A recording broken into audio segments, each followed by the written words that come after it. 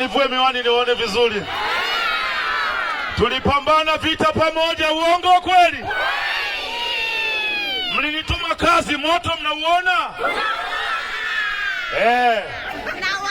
Mheshimiwa makamu mwenyekiti wa chama chetu cha Mapinduzi, mzee wetu Steven Wasira, pamoja na viongozi wote waliopo meza kuu, mimi mtoto wako, mjukuu wako, naitwa Clayton Revocatus Chipando, Baba Levo. Wananchi wa jimbo la Kigoma mjini wananiita kibarabara.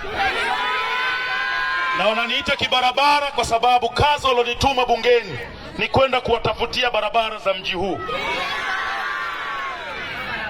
Ndugu zangu, watu wa Kigoma, tumekuwa tuna bahati kubwa. Viongozi wote wa kitaifa wakifika mji wa Kigoma mjini hawataki kuuacha bila kufanya mkutano wa hadhara. Na mimi nawashukuruni sana nyie wananchi wa Kigoma mjini. Hamjawahi kuniangusha hata siku moja.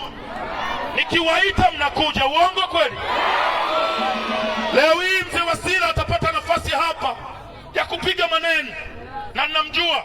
Na leo nimepeleka ombi kwake. Mmoja kati ya walimu wangu atakuwa ni yeye. Nitakuwa nafunga safari kutoka Kigoma kumfuata popote alipo, iwe ni Dodoma au kwake. Na hii ni kwa sababu bado nahitaji kujifunza zaidi. Bado nahitaji kujifunza kwa hazina kubwa ya Chama cha Mapinduzi iliyonayo, hasa hawa wazee wetu,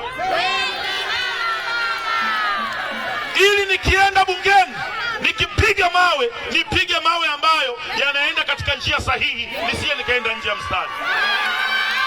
Uongo kweli?